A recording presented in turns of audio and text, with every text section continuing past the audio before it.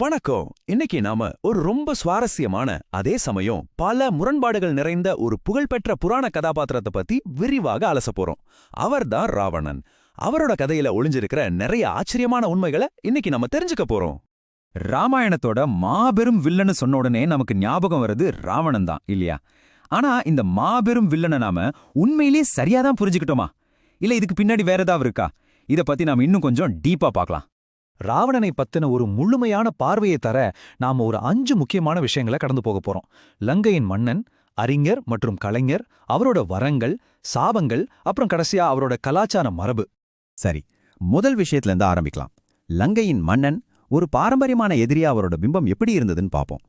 ராவணன் அப்படிங்கிற பெயருக்கே என்ன அர்த்தம் தெரியுமா?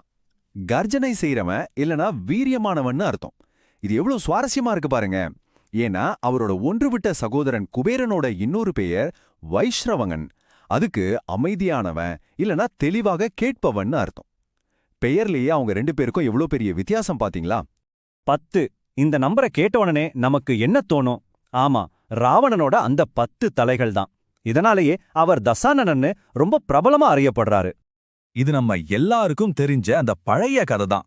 சீதைய கடத்திட்டு போய் ராமருக்கும் அவரோட வானரப்படைக்கும் எதிரா ஒரு மாபெரும் போர தூண்டிய சக்தி வாய்ந்த அரக்க மன்னன். கடைசியில அவர் ராமரால வீழ்த்தப்படுறாரு. இந்த நிகழ்வை தான் இன்னைக்கும் வட இந்தியாவுல தசரா பண்டிகை அப்போ அவரோட உருவபொம்மையா எரிச்சு கொண்டாடுறாங்க. ஆனா இந்த அரக்க மன்னன் அப்படிங்கிற பிம்பத்துக்கு அப்பால் என்ன இருக்கு? அதான் 2வது விஷயம். ஒரு அறிஞரா கலைஞரா ராவணனை பத்தி பார்க்கலாம். இங்கதான் விஷயமே இருக்கு. ராவணன் வெறும் ஒரு போர்வீரன் கிடையாதுங்க. அவர் ஈடு இணையற்ற ஒரு அறிவாளி. 6 சாஸ்திரங்கள் 4 வேதங்கள்ல முழுமையா தேர்ச்சி பெற்றவர். ராவண சம்ஹிதைன்னு ஒரு புகழ்பெற்ற ஜோதிடர் நூலையே எழுதியிருக்காரு. அது மட்டும் இல்லாம ஆயுர்வேதம், நாடி பரிசோதனையில அவரோட முன்னோடி. மூலிகைகள்ல இருந்து எண்ணெய்களை பிரித்தெடுக்கும் முறைகளை விளக்குற அர்க்க பிரகாஷா அப்படிங்கிற நூலையும் படைச்சிருக்காரு. இதெல்லாம் போக அவர் வீணை வாசிப்பதுல தலை சிறந்த ஒரு இசைக்கலைஞனும் கூட. எப்படிப்பட்ட திறமை பாருங்க. இந்த அபாரமான அறிவுத்திறனுக்கு இணையா அவரோட பக்தியும் இருந்துச்சு. அதுதான் நம்ம பார்க்க போற 3வது விஷயம், அவரோட வரங்கள் மற்றும் தெய்வீக பக்தி. பிரம்மாவோட வரத்தை கொஞ்சம் கவனிங்க. 10,000 வருஷம் கடுமையான தவம் செஞ்சு பிரம்மாவோட எந்த படைப்பாலையும் தன்னை வெல்ல முடியாதுங்கிற வரத்தை வாங்குறாரு. ஆனா அங்கதான் ஒரு சின்ன ட்விஸ்ட்.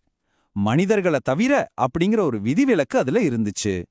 மனிதர்களால நமக்கு என்ன ஆபத்து வந்துட போகுதுங்கிற அவரோட அதீத தன்னம்பிக்கையே அங்க ஒரு பெரிய ஓட்டையா மாறிடுச்சு.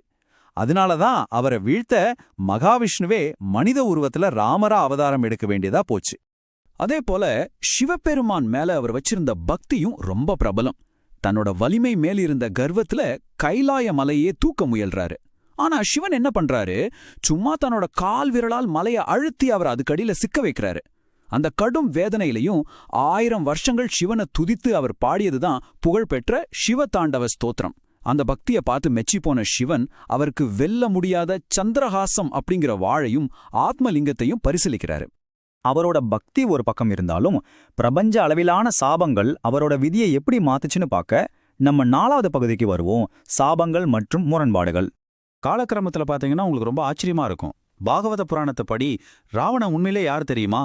வைகுண்டத்துல மகாவிஷ்ணுவோட வாயிற்காப்போனா இருந்த ஜெயன் அப்படிங்கிறவரோட மறுபிறவிதான். முனிவர்களோட சாபத்தால பூமிக்கு தள்ளப்பட்டு வைகுண்டத்துக்கு திரும்ப போறதுக்கு முன்னாடி 3 முறை விஷ்ணுவோட எதிரியா பிறக்கணுங்கிறது தான் அவருக்கு கிடைச்ச சாபம். அதன்படிதான் சத்தியயுகத்துல ஹிரண்யகசிபுவாகவும், திரேதா யுகத்துல ராவணனாகவும், துவாபர யுகத்துல சிசுபாலனாகவும் பிறக்கிறாரு. இது உண்மையிலே ஒரு மாபெரும் பிரபஞ்ச நாடகம் இல்லையா? இந்த பிரபஞ்ச சாபத்தை தவிர பூமியில அவர் வாங்கி கட்டிக்கிட்ட 2 முக்கியமான சாபங்கள் இருக்கு. வேதவதி மற்றும் ரம்பை. இவங்களுக்கு அவர் செஞ்ச கொடூரமான செயல்களால வந்ததுதான் இந்த சாபங்கள். ராவணனோட அழிவுக்கு முக்கிய காரணமா மீண்டும் பிறப்பேன் அப்படிங்கிறது வேதவதியோட சாபம். ஒரு பெண்ணோட சம்மதம் இல்லாம அவளை வற்புறுத்தினா ராவணனோட தலை சுக்கு நூறா வெடிச்சு சிதறும் அப்படிங்கிறது நலகூபரனோட சாபம். தான் கடத்திட்டு வந்த சீதைய அவரால் ஏன் வற்புறுத்த முடியல அப்படிங்கிறத இந்த குறிப்பிட்ட சாபங்கள் நமக்கு ரொம்ப தெளிவாவே விளக்குது. சரியா? இப்படி இத்தனை முரண்பாடுகளை கொண்ட ராவணனை இந்த உலகம் இன்னைக்கு எப்படி பாக்குது? இதுதான் நம்ம கடைசி அத்தியாயம், ஒரு சிக்கலான கலாச்சார மரபு. இப்போ வெவ்வேறு பாரம்பரியங்கள்ல அவரை எப்படி பாக்குறாங்கன்னு கவனிங்க. அவரை நாம எவ்ளோ நடுநிலையா பார்க்கணும்னு நமக்கு புரியும். வால்மீகி ராமாயணத்துல அவரை ஒரு முதன்மையான அரக்க எதிரியா பார்க்கறோம்.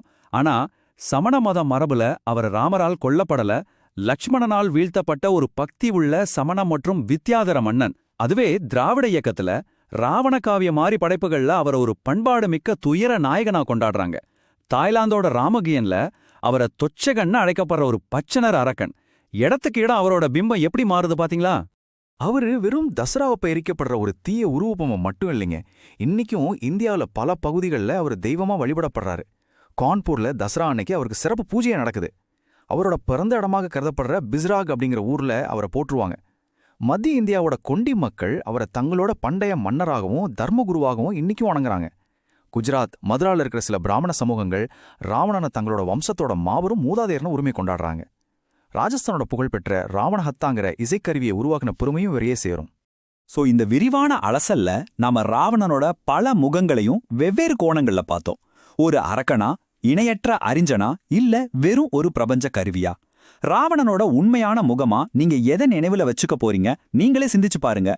இந்த ஒரு கேள்வி உங்களை இன்னும் பல விஷயங்களை தேடி கத்துக்க வைக்கும்னு நம்புறேன். மீண்டும் ஒரு அருமையான விளக்கப்பதிவுல சந்திப்போம். நன்றி. சப்ஸ்கிரைப் பண்ண மறக்காதீங்கள்.